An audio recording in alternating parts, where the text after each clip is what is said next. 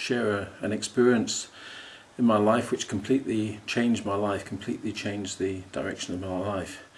Now, I'm not talking about my salvation when I got to know Jesus Christ. That was when I was a child at the age of 11. But no, I'm talking about when I was 21, 22. I just finished my degree, engineering degree, and I was looking for a job, and I was working in this company and just going from department to department looking for a job, a career after my degree.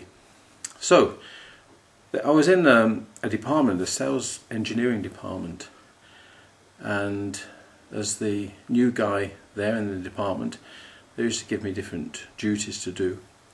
And one thing they used to do was to give me a piece of paper with a list of products on them, and they used to send me onto the shop floor, the factory floor, to go and fetch these products which they said were for testing. So there I went down to the shop floor and asked the people, can I have this and this and this and this? We want to test these products.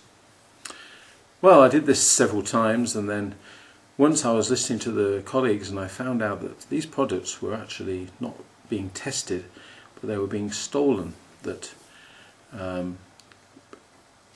colleagues were giving these products to their relatives, or they were using them for themselves on their cars. There were car components like nice lamps and different parts of cars.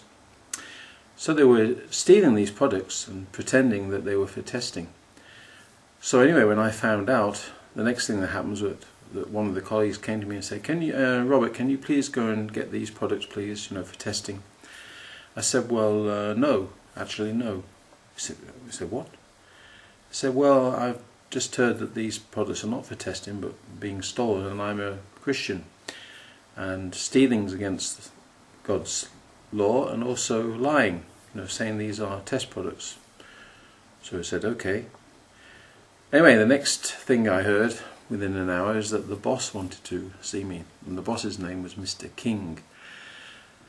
And of course, here I am looking for a career, and now the boss is calling me because I refused to do something. So I was starting to think, uh-oh, that's the end of my career.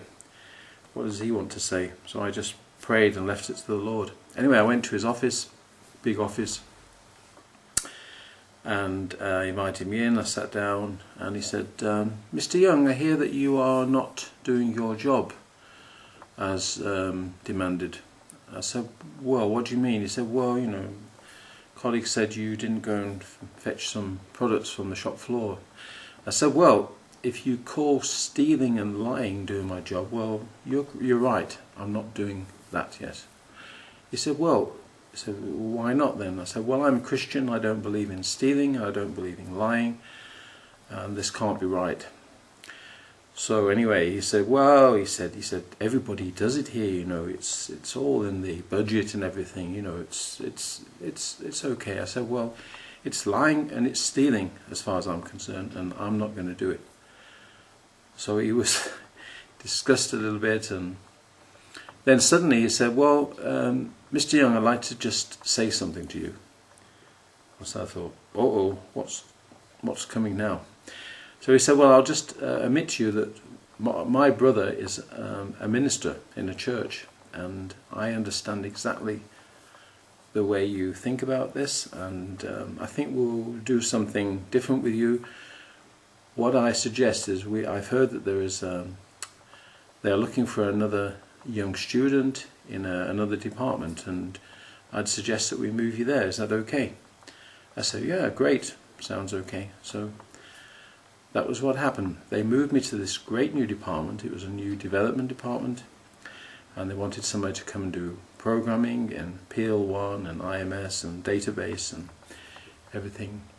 And engineering, I just didn't seem to fit in. I just didn't seem to like it. When I got into this department, it was fantastic. There I was programming, and I really enjoyed this job. It was a real creative job. And not only that, this job, of course, led me to come now to Germany, where I am, and there were people praying there that an English guy would come over and start prison ministry in amongst English-speaking prisoners in the prison, and I came as an answer to prayer. So through this step of obedience, my whole life took a completely different direction. I enjoyed the work that I was doing, and the Lord was able to lead me into the ministry that He wanted me to come into, and He's used me in many different ways in Europe.